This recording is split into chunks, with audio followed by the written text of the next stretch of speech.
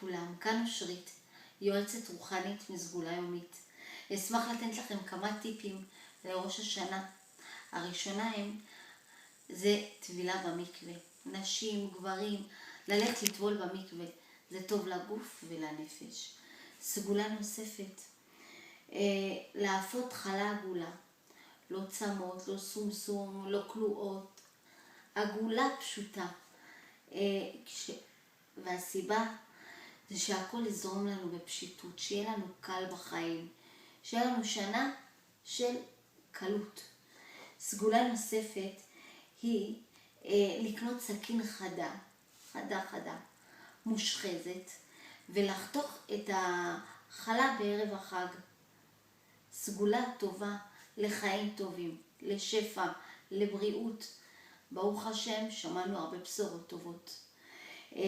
סגולה נוספת, אמא, כשאת מדליקה נרות החג, שימי צדקה לידך, תבקשי מבורא עולם, שהילד X יהיה לו חיים טובים, ועל כל ילד תשימי 18 שקלים.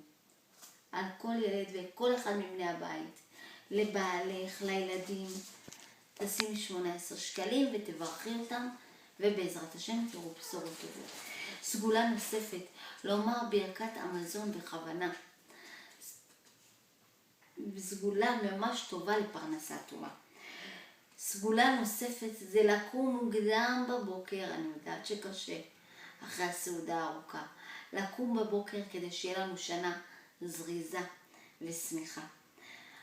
סגולה מאוד חשובה, בתפילת מוסף יש כוח עצום בשמיים לבקש על 3 דברים: ילדים, פרנסה ולקבל רוח הקודש. אז זה הזמן שכל אחד יחשוב על איזה תפילה הוא הכי רוצה להתמקד ויבקש אותה. אני מברכת אתכם שיהיה לכם שנה טובה ומוצלחת ומבורכת של פרנסה ובריאות, שתבשרו לי בשורות טובות ושיהיה לכם את החיים הכי טובים שיש. שנה טובה, אושרית.